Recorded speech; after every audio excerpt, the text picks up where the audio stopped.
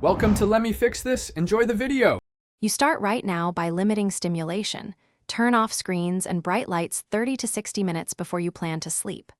Once done, set the room cool, about 65 to 67 degrees, and remove visible clocks that provoke anxiety.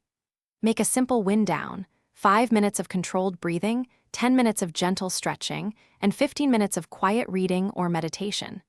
You're creating the conditions for sleep. These actions reduce arousal and tell your body it's time to transition into rest. Once the environment is set, you consolidate sleep by choosing consistent sleep and wake times and sticking to them within 15 to 30 minutes every day. If you're awake for more than 20 minutes in bed, get up and do a low-stimulation activity until you feel sleepy again. This reinforces the bed-sleep connection. Also, adjust substances. Stop caffeine after 2 in the afternoon and avoid alcohol near bedtime because it fragments sleep. These steps rebuild sleep pressure and strengthen your circadian rhythm. You finish by tracking progress. Keep a brief sleep log noting time to bed, time asleep, and awakenings for a week to identify patterns.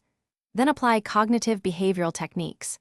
Schedule a 20-minute worry period earlier in the evening so intrusive thoughts don't invade the night, and replace unhelpful sleep beliefs with realistic expectations.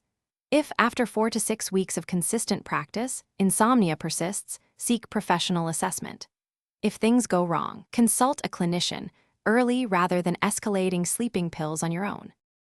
Thanks for watching. If you found this helpful, don't forget to like and subscribe.